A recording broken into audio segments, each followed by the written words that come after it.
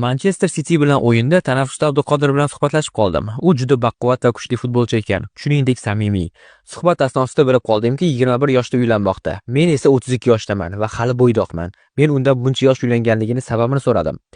Husanovning aytishicha, haloliga uylangan insonda baraka bo'lar ekan. Men keyin tushundim. Tottenhamdagi 10 yillik faoliyatim davrida bitta konserva qopqog'ini ham yutmabman. Abduqodir esa Manchester Cityga keldi. Zo'r qo'shildi. Oy futbolchisi, keyin Love Story, geylik, challari, choyxona. Men esa bebaraka insonga aylanib qolgan ekanman. Endi ukalarimga bu xatoni qilmasliklarini, o'z vaqtida uylanib barakali inson bo'lishini o'qtirib yuribman. Uy olaman, katta biznes qilaman, mashina olaman, xullas, u qilaman, bu qilaman, keyin uylanaman deya vaqtni o'tkazmang. Baxt bunaqa narsalar bilan o'lchanmaydi. Turmushi o'xshamay ketgan juftliklarga qarang. Ko'pi to'qchilik, sho'xchilikdan.